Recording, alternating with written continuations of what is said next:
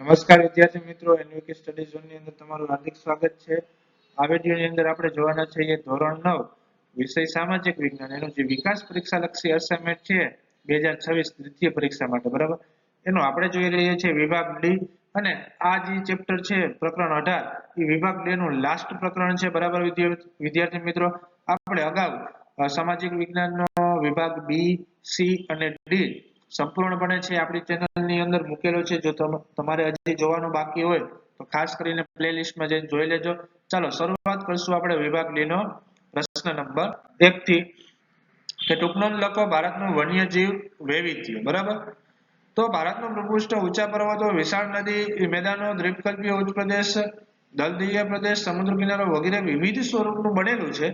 તેમાં આવેલા ગીચ વર્ષાવનો, મોસમી જંગલો, કાંટાળી જંગલો, પછી શંકુદ્રમ જંગલો વગેરે કુદરતી વનસ્પતિના પ્રદેશોમાં વન્યજીવોના વસવાટ માટે વિસ્તૃત પાર્શ્વભૂમિકાની રચના કરી છે। તેથી દક્ષિણના દ્વીપકલ્પીય વર્ષાવનોમાં એશિયાઈ હાથી, બ્રહ્મપુત્ર નદીના દલદલીય ક્ષેત્રોમાં એકશિંગી ભારતીય ગેંડા અને હિમાલયના ઊંચાઈવાળા ક્ષેત્રોમાં હિમદીપડા, જમ્મુ કાશ્મીરમાં જંગલી બકરીઓ અને કસ્તુરી મૃગ, દક્ષિણ ભારતના જંગલોમાં જંગલી ભેંસ, બરાબર, ભારતીય બાયસન જેને કહેવામાં આવે છે, મધ્યપ્રદેશ અને પશ્ચિમ બંગાળમાં વાઘ, કચ્છના નાના રણના ઘુડખર એટલે કે જંગલી ગધેડા અને કચ્છના મોટા રણના જલપ્લાવિત ક્ષેત્રોમાં સુરખાબ જોવા મળે છે। દેશના ઘાસ ભૂમિના વિસ્તારોમાં ઘોરાડ નામના મોટા પક્ષી જોવા મળે છે। ભારતના જલપ્લાવિત ક્ષેત્રોમાં શિયાળા દરમિયાન ઠંડા પ્રદેશોમાં સાઇબેરિયન ક્રેન, પેલિકન, તિબેટિયન બતક, કુંજ, કરકરા વગેરે યાયાવર એટલે કે ભટકતા પક્ષીઓ આવે છે। પશ્ચિમ ઘાટના ગીચ જંગલોમાં ઉડતી ખિસકોલીઓ પણ જોવા મળે છે।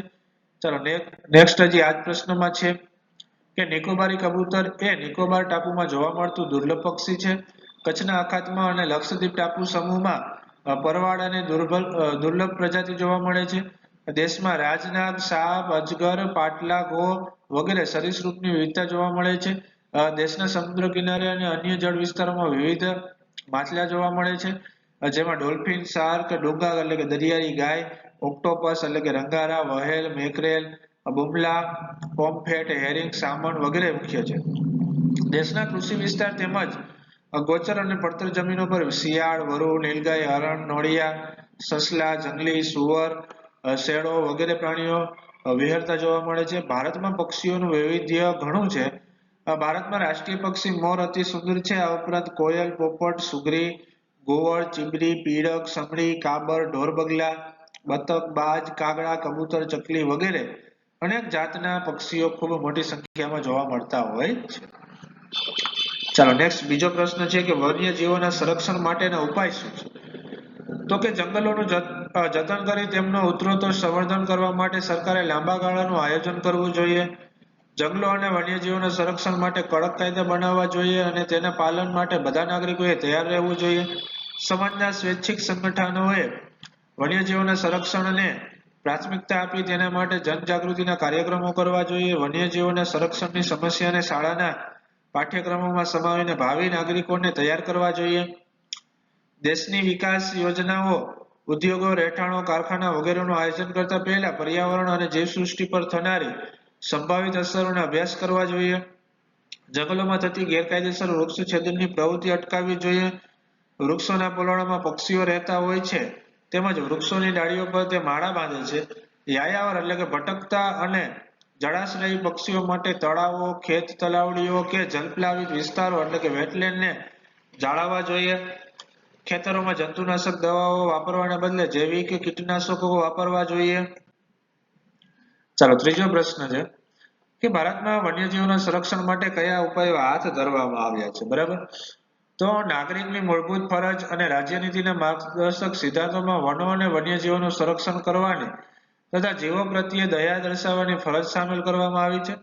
જીવોની રક્ષા માટે સરકારે વિવિધ પ્રકારના કાયદા ઘડ્યા છે, તેમાં વન્ય પ્રાણીઓનો શિકાર કરવા કે તેમને પકડવા પર, અભયારણ્યમાં પરવાનગી વગર પ્રવેશ કરવા પર તથા રાષ્ટ્રીય ઉદ્યાનોમાં પશુઓને ચરાવવા પર પ્રતિબંધ મૂકવામાં આવ્યો છે। આ ગુનાઓ માટે સજાની જોગવાઈ પણ કરવામાં આવી છે। વન્યજીવોની સુરક્ષા માટે વન્યજીવ બોર્ડની ભલામણોના સંદર્ભે ભારતીય સંસદે વન્યજીવ સુરક્ષા અધિનિયમ બનાવ્યો છે અને દેશના મોટા ભાગના રાજ્યોમાં રાજ્ય જીવ સલાહકાર બોર્ડ સ્થાપવામાં આવ્યા છે। વન્યજીવોની સુરક્ષા માટે દેશમાં અભયારણ્યો, રાષ્ટ્રીય ઉદ્યાનો અને જૈવ આરક્ષિત ક્ષેત્રોની રચના કરવામાં આવી છે. તે પૈકી ગુજરાતમાં 22 અભયારણ્યો, 4 રાષ્ટ્રીય ઉદ્યાનો અને 1 જૈવ આરક્ષિત ક્ષેત્ર બનાવવામાં આવ્યું છે, જે વન્ય પ્રાણીઓના અસ્તિત્વ સામે જોખમ હોય કે જે પ્રાણીઓ વિનાશને આરે હોય એવા વિશિષ્ટ પ્રાણીઓની પ્રજાતિ માટે સરકારે સંરક્ષણની ખાસ પરિયોજના બનાવી છે.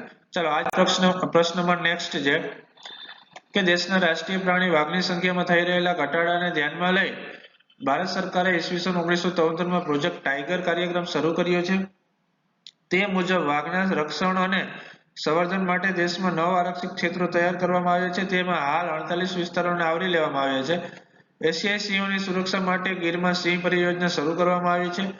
એ મુજબ કાશ્મીરી બારાસિંગા નામની દુર્લભ અરણ્યની પ્રજાતિ માટે અંગુલ પરિયોજના, ખારા પાણીના મગરમચ્છ માટે મગરમચ્છ પરિયોજના, ભારતીય ગેંડાના રક્ષણ માટે ગેંડા પરિયોજના, હિમદીપડા પરિયોજના વગેરે પરિયોજના શરૂ કરવામાં આવી છે. અને સરકાર અસુરક્ષિત પ્રાણીઓના રક્ષણની યોજના બનાવી પ્રકૃતિ શિક્ષણ શિબિરો દ્વારા પ્રજામાં જાગૃતતા લાવવાનું કામ કરતી હોય છે. ચાલો નેક્સ્ટ ચોથો પ્રશ્ન જોવાનો છે. તો ભારતમાં છેલ્લા કેટલાય દાયકાથી વન્યજીવોના અસ્તિત્વ પર ભારે જોખમ ઊભું થયું છે. તેથી વન્યજીવોની સંખ્યામાં ઘટાડો થયેલો છે. આજથી 100 વર્ષ પહેલા ભારતમાં વાઘની સંખ્યા હજારોમાં હતી. વન અને પર્યાવરણ મંત્રાલયના ઈસવીસન 2014ના અંદાજ મુજબ આજે તેમની સંખ્યા 2226 જેટલી છે. દુધાળા પશુઓની સારવારમાં વપરાતી પ્રતિબંધિત ડાયક્લોફેન્સ નામની દવાથી દૂષિત થયેલું માંસ ખાવાથી ગીધની પ્રજાતિ નામશેષ થઈ રહી છે. 20મી સદીના પ્રારંભમાં ભારતના જંગલોમાં જોવા મળતા ચિત્તા આજે સમગ્ર દેશમાંથી નામશેષ થઈ ગયા છે. એક સમયે એશિયાઈ સિંહો મધ્ય પૂર્વ એશિયાઈ દેશોના જંગલોમાં વિહરતા જોવા મળતા હતા, તે આજે માત્ર ગીરના જંગલોમાં જ જોવા મળે છે. વાઘ પરિયોજના એટલે પ્રોજેક્ટ ટાઈગરના અમલથી તેનું સંવર્ધન થતા ઈસવીસન 2015માં તેની સંખ્યા 523 જેટલી થઈ છે. એક સમયે દેશમાં સારસ પક્ષી મોટી સંખ્યામાં જોવા મળતા હતા, આજે એ સંખ્યા ઘટી ગઈ છે. ગુજરાતના પર્વતીય જંગલોનું મૂળ રહેવાસી શ્યામ ગરુડ પક્ષી કોઈક વખત જ જોવા મળે છે. ગુજરાતના સાબરકાંઠા જિલ્લાના વિજયનગર તાલુકાના પર્વતીય જંગલોમાં સહજ જોવા મળતું ચિલોત્રો પક્ષી આજે ભાગ્યે જ જોવા મળે છે. ચલો પ્રકરણ 18નો છે એ લાસ્ટ પ્રશ્ન છે કે વન્યજીવ સંરક્ષણ માટેની વિવિધ પરિયોજનાઓની વિગતો ટૂંકમાં આપો. તો વન્યજીવ સંરક્ષણ માટેની મુખ્ય પરિયોજના નીચે મુજબ છે. વાઘ પરિયોજના એટલે કે પ્રોજેક્ટ ટાઈગર.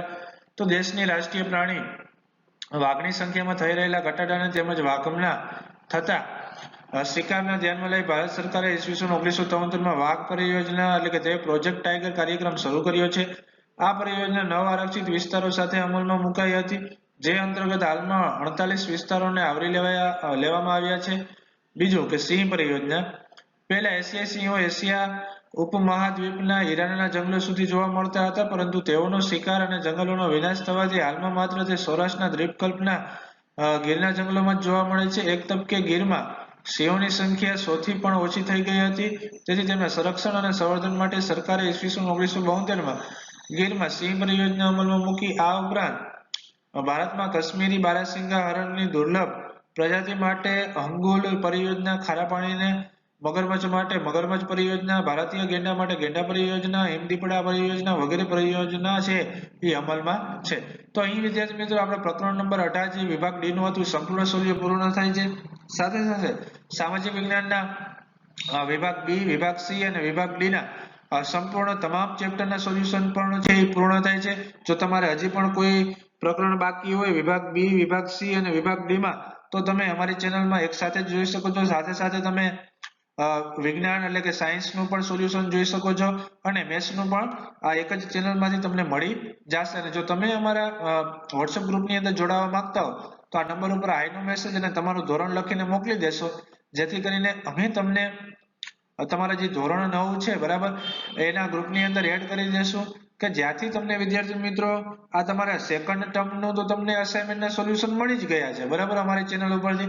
સાથે સાથે તમારે જ્યારે ફાઇનલ એક્ઝામ હશે વિદ્યાર્થી મિત્રો ત્યારે પણ અમને તમને ઘણા હેલ્પફુલ થશું. આપણે મોડલ પેપરના પણ સોલ્યુશન મોકલશું બરાબર.